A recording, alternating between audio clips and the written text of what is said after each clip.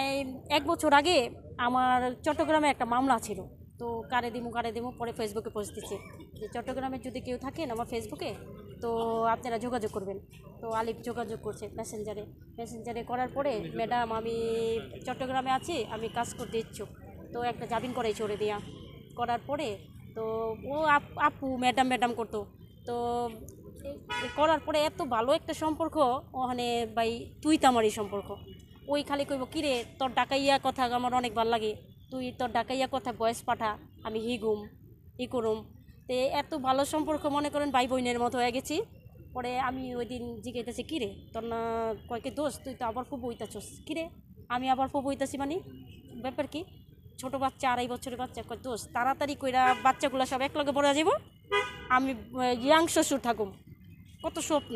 আর দোষ আমি দোয়া করবি আমি যেমন অনেক বড় আইনজীবী হইতে পারি, বাংলাদেশে যেমন আমার, সারি বাংলাদেশে না সারা বিশ্বে যেমন আমার, সারা বিশ্বে যেন আমার নামটা একটু ছড়ায় পড়ে। কেডি পাঠাক আছে না, কেডি পাঠাক, আমি আবার দুষ্টামি করে কইতাম কিরে কেডি পাঠাক তো তুই তো চট্টগ্রামে কেডি পাঠাক, আমি তোর কাছে জামিনের লেগে গেলাম এই অর্থ ঋণ আদালতে, তুই এত সুন্দর করে জামিন করে দিলি, তে ভালো তো তুই তো চট্টগ্রামের কেডি পাঠাক। তো ওর এত স্বপ্ন ছিল, ওর স্বপ্নটা যারা নষ্ট করছে ওগো আমি ফাঁসি চাই, ফাঁসির থেকে যদি বড় কিছু থাকে ওইটাই চাই। আর আমরা আইনজীবীরা বারে মাইর খাই, কারণ আইনজীবী কোনো সুরক্ষা আইন নেই। আমরা আইনজীবী সুরক্ষা আইন চাই চাইতে চাইতে কয়টা আইনজীবী মারা গেল।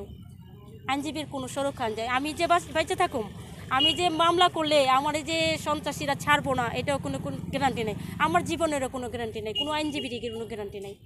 কারণ আমরা আইনজীবী সুরক্ষা আইন চাই করতে করতে কতজন মারা গেল। এখন কি চাচ্ছেন? আমরা ফাঁসি চাই। আর আমরা চাই যে বাংলাদেশের মধ্যে কি জানি ওইটা নতুন, আমি জানতে পারছি, আমি এত চিনিও না কারণ আমি রাজনীতি বুঝি না। ইসকনের নিষিদ্ধ চাই, বাংলাদেশ থেকে যেন এই ইসকনটা বাতিল হয়। অনেক দেশে কিন্তু ইসকন চলে না, ইসকন নিষিদ্ধ, কিন্তু বাংলাদেশে আছে, কিন্তু এখন নিষিদ্ধ চাই। কেন নিষিদ্ধ চান? নিষিদ্ধ চাই কারণ এটা একটা সন্ত্রাসী গ্রুপ, এটা একটা সন্ত্রাসী দল। এই ইসকনে কোনো ভালো সুনাম নাই, কোনো খারাপ সুনাম আছে, ভালো কোনো সুনাম নাই। করে না এমন কোনো কাজ নাই ইসকন করে না। আপনি কিভাবে জানেন নিষিদ্ধ করতে হবে? আমরা কিভাবে জানি, এই যে দেখতেছি একটা ভালো মানুষ, আমি যদি ভালো হই, একজন হইলে আমার ভালো বলবো না। সারা বাংলাদেশে না সারা বিশ্বের মধ্যে ইসকনের কোনো ভক্ত নাই, শুধু কিছু সনাতন ধর্মী ছাড়া। আর ইসকন করে না এমন কিছু, ইসকনের ১ নম্বর কাজই ধর্ষণ করা। কারণ আমরা দেখতেছি না এই যত মিডিয়া বলেন যাই বলেন। তারপরে আমার অনেক হিন্দু বান্ধবী আছে, আমাদের দলেও অনেক, আমাদের গণ অধিকার পরিষদে অনেক আছে। আইনজীবী আলিফের সাথে আপনার কি ধরনের সম্পর্ক?